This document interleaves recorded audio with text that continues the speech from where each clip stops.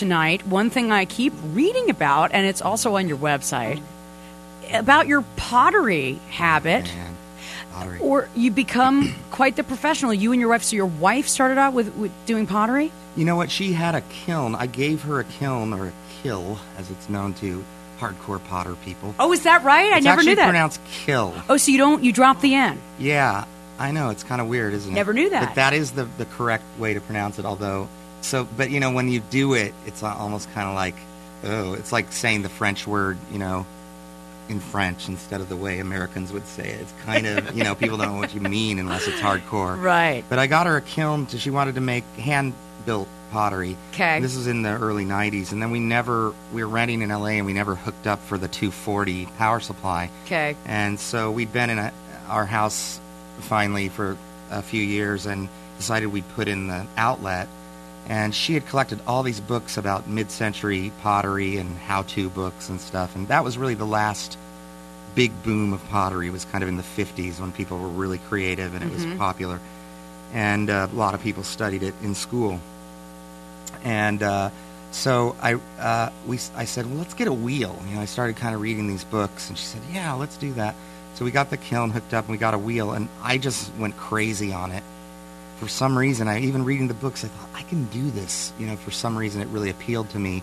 And my wife ended up not really doing it that much. It's kind of too messy for her. I picture you two like Ghost or something. Well, right? you know, perhaps the sexual aspect of pottery has been overstated. Right? Is that bad But it publicity does for a potter? Is that the right way to call you? Because potters are very sensual people. But the thing that's really amazing about it is more of a Zen type thing where you have to kind of go out of your body for it to really go really well.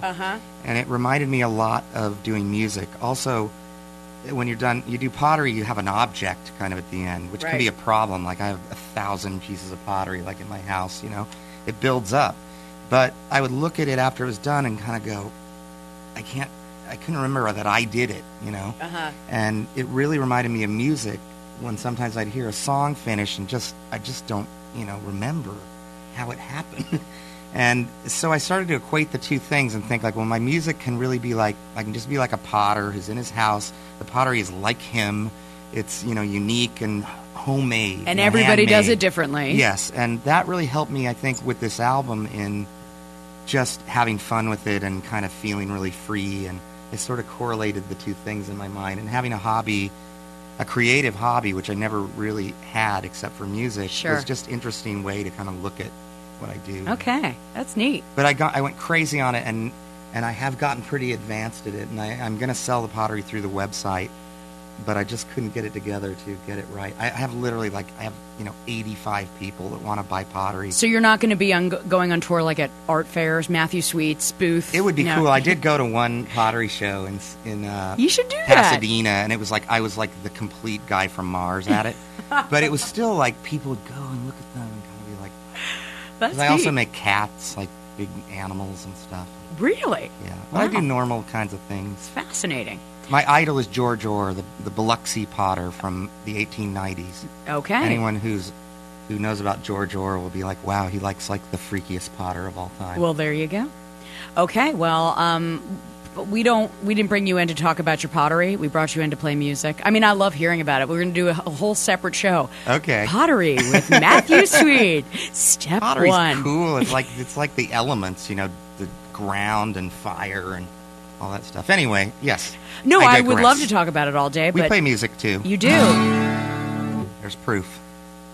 Matthew Sweet on Dave FM. Should we do it? Are we going to play? Yeah, just do it. Okay, we're going to play a new song called Byrdgirl. All right. Okay.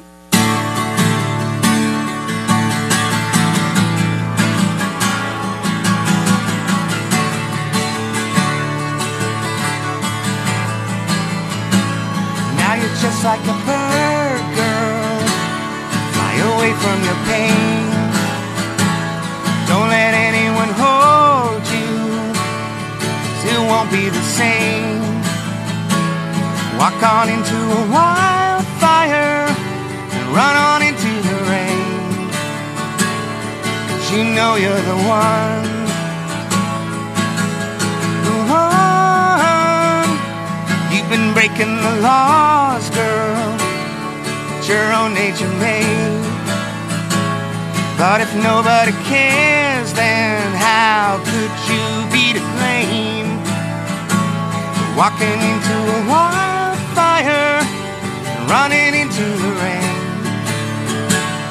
'Cause you know you're the one,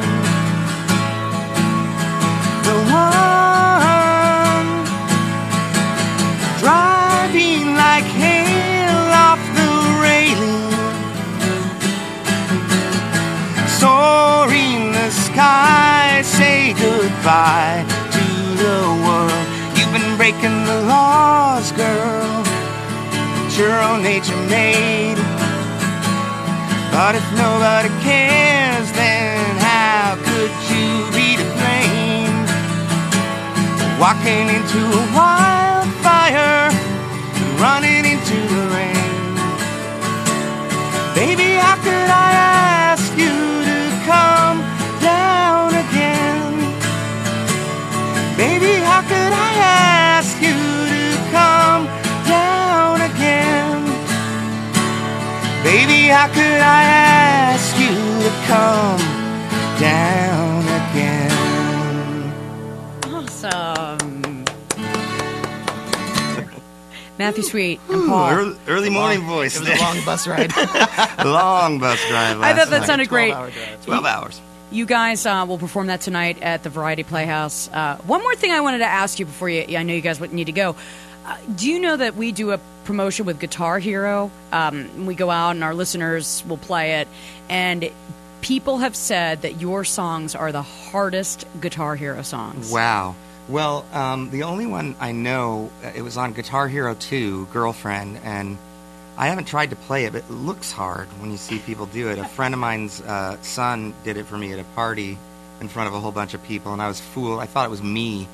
Like, they got a band that did all the bands on it, and they sound exactly like the original. Right. You know, it's really cool. It's like, I don't know if it is now, but at its time it was the biggest selling video game, like, of all time. Yeah. So I'm building my, 8-year-old to 12-year-old audience, I think, with that. Well, you take the fans wherever you can get them, Matthew. That's right. All right, Matthew Sweet, the new album is called Sunshine Lies. Thank you so much for coming in. Thank you Paul. for having us. And everybody, see Matthew tonight Come at the on out. Variety Playhouse. Oh, I'm supposed to give away a pair of tickets. So go ahead and call in 404-741-0929, caller 9. If you want to go see the show, you get to go. And Pre-Halloween party. it should be a lot of fun. Thanks, Wear you your guys. costume. That was great. Matthew Sweet, everybody. Thanks, guys.